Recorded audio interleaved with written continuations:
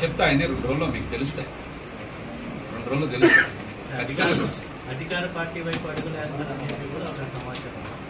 తప్పేముంది? వేయకూడదా? గతంలో మీరే చాలా వ్యాఖ్యలు చేశారు కదా మరి అధికార పార్టీ గురించి.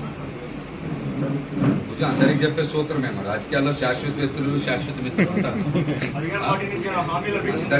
అందరికీ లేని సూత్రాలు ఒక్క మహేష్కే వర్తిస్తాయా?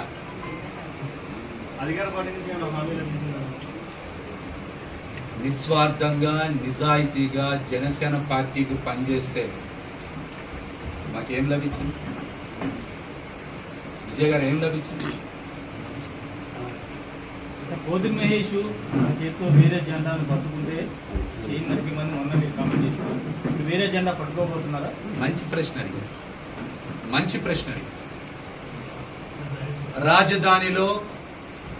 రాజధానిలో ఇందాకే చెప్పా, మీరు ఆ మాట మళ్ళీ చెప్పారు.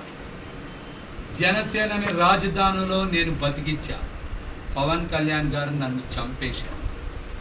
రాబోయే రోజుల్లో నాది రాజకీయ పునర్జన్మే. నా ఇష్టం వచ్చిన జెండా పట్టు. మొన్న అలా చెప్పలేదు కదండి.